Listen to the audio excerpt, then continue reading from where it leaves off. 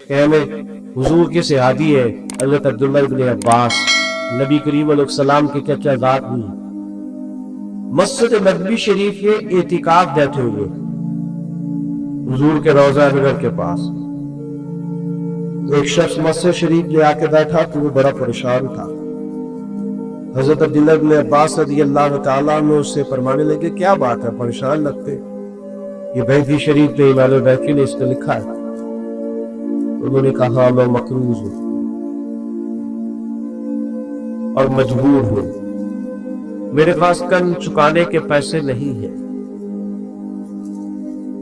آج جس شخص سے میں پیسے لینے ہیں اس سے میں نے پھر کہا کہ آج دے دوں گا پر گنجائش نہیں کروں، تکلیف کیوں؟ یہ جو مقروض ہوتا نا مقروض، حضور نے فرمایا یہ قیدی ہوتا، مقروض کی مدد کرنی چاہیے۔ شریعت اسلامیہ کہتی ہے اس پر خرچ کرو، اس کی جان چھڑاؤ، اس کی گردن آزاد کرا دو، تمہاری توجہ ہے، تم تھوڑا اس کے لیے نرم رکھو اپنے رویے کو۔ اس شخص نے کہا حضور میں مقروض ہوں، تکلیف میں ہوں۔ حضرت عبداللہ ابن عباس رضی اللہ تعالیٰ عنہ فرمانے لگے میں اگر تیرے ساتھ چلوں تو تیرا مسئلہ حل ہوتا ہے؟ میں نے کہا حضور آپ چلے تو پھر تو کیا ہی بات، آپ کو زیادہ توجہ کرنی پڑے گی میری بات پر۔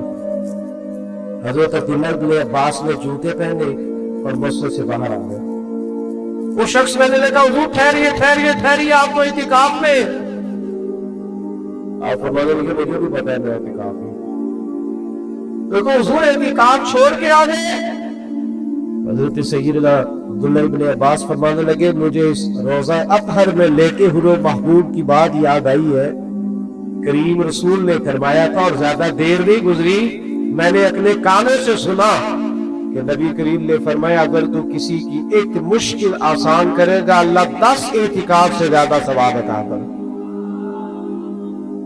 یہی ہے ذوق عبادت کی انتہا ساغر، غم حیات کے ماروں کا احترام کر۔ اور بھائیوں کسی کی مدد کرنا، کسی کے کام آنا، دکھ سکھ میں کسی شخص کے ساتھ شریک ہونا، اس کے لیے اپنے سینے کو کشادہ کرنا، پیار کرنا، محبت کرنا، اس کو سیکھنا چاہیے، اپنے دل کے اندر اس کے لیے جذبہ پیدا کرنا چاہیے۔ اور پھر میں نے بات عرض کی نا کہ کسی کی تکلیف کو تکلیف سمجھا جائے، اپنے ارد گرد بھی دیکھے، بہو کی تکلیف بھی تکلیف ہی ہے، اپنے دائیں بائیں دیکھے، غور کرے۔ اگر بیٹی بد زبان ہے اور ہمیں پتہ ہے بد زبان ہے تو پھر داماد کی تکلیف بھی تکلیف ہی ہے۔ اگر ہم کسی جگہ آفیسر ہے اور ہمارے نیچے کچھ لوگ کام کرتے ہیں تو مزدور کی تکلیف بھی تکلیف ہی ہوتی ہے۔ اپنے دلوں میں جب ہم گنجائش پیدا کریں گے، ہمارے سینے دوسروں کے لیے کھلیں گے، ہم اپنے دل کو کشادہ کریں گے، آپ یقین کریں خود بخود راحت پیدا ہو، خود بخود تسلی پیدا ہو، ٹھنڈک تھا۔ امام حسین کے پاس ایک شخص کچھ مانگنے آیا، غریب تھا، 1000 دینار امام صاحب کے پاس کھڑا تھا، سارے مانگنے والے کے دے، اور ساتھ کہنے لگے پتہ نہیں تھا آپ نے آنا ہے ورنہ بندوبست کر کے رکھتا۔ ہمارے ہاں درد دل ختم ہو گیا، طبیعتیں سخت ہو، مزاجوں میں تلخی آ گئی، کرواہٹ آ گئی۔ ایک صاحب مجھے کہنے لگے جی کی کریے جی مارے بندے بھی کوئی سیاڑے نہیں نا، لیکن مارا بندہ تو سیاڑا ہوتا ہی نہیں، کیونکہ جنہیں کاردارے آہا میری غربت میں کیا مجھ کو زمانے میں بدنام، وہ تیری دولت ہے جس میں تیرے عیب چھپا رکھے۔ غریب آدمی تو شہرہ نہیں نہ ہوگا بھائی، عقل مند ہونے کے لیے بھی تو مال چاہیے۔ برا بات دیکھو نا، حضرت ابو بکر صدیق رضی اللہ تعالیٰ عنہ اتنے سارے کام کرتے تھے، حکومت چلانا، لشکر روانہ کرنا، صحابہ کے معاملات کو دیکھنا، امت کو سنبھالنا، اتنی ڈیوٹیوں کے باوجود رات کو بوڑھی اور نابینا اماں کا گھر کا کام بھی جاگے کر آیا کرتے، اس کے برتن بھی دے آتے تھے، اس کی خدمت بھی کر آتے تھے۔ عصر کے بعد کی یتیم بچیاں تھی، ان کی بکریوں کا دودھ بھی دھو آتے تھے۔ ایک ذہن بنا دیتے ہیں نا انسان کے میں نے خدمت کرنی ہے، میں نے کوئی کام کرنا ہے، میں نے کوئی ڈیوٹی کرنی ہے، میں نے کسی کی مدد کرنا ہے، میں نے کسی کے کام آنا ہے، ذہن بن جاتا ہے، اللہ اس کی مدد بھی فرماتا ہے۔ ہمارا یہ ذہن ہی نہیں بنتا، ہم توجہ ہی نہیں کرتے، میں 10 بات ختم کرنے لگا ہوں۔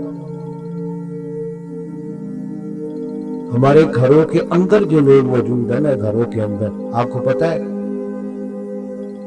سیدہ عائشہ صدیقہ رضی اللہ تعالیٰ عنہ فرماتی ہے حضور جب تک گھر میں رہتے تھے گھر کا کوئی نہ کوئی کام ہی کرتے رہتے، باہر بڑی ڈیوٹی کر کے آئے ایسا سال، لیکن گھر آ کے سوچا ہے گھر والے بھی تو آنکھ کے سامنے کھڑے رہے، تو احساس گھر والوں کا بھی احساس، اور سب سے زیادہ گھر میں کے بوڑھے ان کا احساس۔ بوڑھوں کو صرف خرچہ نہیں دینا ہے، کپڑے نہیں لے کے دینے، بوڑھوں کو ٹائم بھی دینا ہے، ان کے ساتھ بیٹھنا ہے، بات کرنی ہے، چھوٹے چھوٹے مشورے کرنے، ان کو بیکار نہیں کر دینا۔ ہم پتہ کیا کرتے ہیں، ہم ساری گپے اپنے دوستوں سے لگاتے ہیں، ساری گفتگو باہر کر کو، کبھی کبھی ابا جی کو کرو نا ٹیلی فون اور کہو آج کھانا نہ کھائیے گا میرے آنے تک، میرا دل کرتا ہے آپ کے ساتھ بات کرنے کی۔ کبھی کبھی اماں سے کہو نا اماں میرا دل کرتا ہے کہہ رہے آپ کی روٹی کھانی ہے، دیکھنا ان کو اس دن دوائی نہیں کھانی پڑے گی، سکون کی نیند آئے۔ آپ کا جو ملازم ہے، آپ کے ہاں جو کام کرتا ہے، کبھی اسے کہو نا یار آج تو میرے ساتھ کھانا کھانا ہے، میرے ٹیبل پر بیٹھنا ہے۔ حضرت ابو ذر غفاری رضی اللہ تعالیٰ عنہ نے بھی اسی طرح کا لباس پہنا ہوا تھا، اور ان کے غلام نے بھی اسی طرح کا لباس پہنا تھا، تو کسی نے کہا یہ کیسے ہو گیا؟ فرمایا جب سے حضور کا کلمہ پڑھا ہو گیا ہے۔ آقا اور غلام نے اس طرح کا لباس پہننا شروع کر دیا ہے۔ بھائیو اپنے گھروں میں ایک بچہ حضور کے ساتھ، حضور اس کے ساتھ محبت کر رہے تھے، پیار کر رہے تھے، تو ایک شخص کہنے لگا آپ بچوں سے بڑی محبت کرتے ہیں، میں تو ٹائم نہیں دیتا۔ یہی مسئلہ ہوتا ہے نا، کچھ لوگ کہتے ہیں جی میں بچے جانے ان کو اما جانے، جی آپ بڑا ٹائم دیتے، میں تو نہیں بچوں سے اتنا پیار کرتا۔ حضور فرمانے لگے اگر اللہ نے تیرے دل سے رحمت نکال لی ہے تو میں کیا کروں، مجھے تو اس نے رحمت للعالمین بنایا۔ تو سارا وقت باہر میں گزارے، اپنے گھر میں ٹائم دے، اپنے بچے کو وقت دے، اپنے ماں باپ کو ٹائم دے، بہن بھائیوں کو ٹائم دے، اہل خانہ کو ٹائم دے، اپنے اندر دوسروں کا احساس یقین کرے۔ اگر دوسروں کے احساس میں انسان جینا شروع کر دے تو زندگی ویسے بڑی سونی ہے، خوبصورت لگنا لگے سارا کچھ، لیکن ہم یہ کام کرتے ہمیں نہ بس اپنے کھانے سے، سونے سے، اپنے آرام سے، اپنی سوری آنکھوں کو فرصت نہیں ملتی۔ اس کا نتیجہ یہ نکلتا ہے کہ دل سخت ہونے لگتا، آہستہ آہستہ انسان خود غرض ہونے لگتا، وہ اپنوں کے بارے میں بھی اس کا رویہ مثبت نہیں رہتا۔ تو یہ چند ایک گزارشات اس لیے آپ کی خدمت میں عرض کی ہے کہ اپنے دلوں کو ہم نے نرم کرنا ہے، مطمئن رکھنا ہے۔ حضور علیہ السلام کی یہ جو خوبصورت زندگی کا پہلو ہے کہ نبی پاک دوسروں کو پریشان دیکھ کر پریشان ہو جاتے، حضور دوسروں کو سکھی دیکھ کر خوش ہو جاتے، اس پہلو پر ہم نے غور کرنی ہے۔ تھوڑا سا نا اپنے لیول کو سنجیدہ کرنے کی ضرورت ہے، تھوڑا سا صرف دوسروں کے لیے سوچنے کی ضرورت ہے۔ اگر انسان کا وہ امام غزالی فرمایا کرتے وہ تو بانٹنے کا ذوق تو پیدا کر، اللہ بانٹنے کی توفیق بھی عطا کر دے۔ تو شوق تو پیدا کرنا، تیرے اندر شوق ہی نہیں، تو شوق پیدا کرے۔ اللہ تعالی ہماری حاضری کو قبول فرمائے، اللہ تعالیٰ اس محفل کے اپنی بارگاہ میں مستجاب اور قبول فرمائے۔ محفل ابھی جاری رہے گی، آپ نے چھوڑنا نہیں ہے۔ میں دعا گو ہوں اللہ تعالیٰ بھائی فیصل صاحب کے والدین پر خاص رحمت فرمائے اور خاص کرم نوازی فرمائے، ان کے پورے خاندان پر اللہ تعالیٰ رحمت فرمائے۔ تو محفل آپ کی جاری رہے گی، میں شامل ہوں۔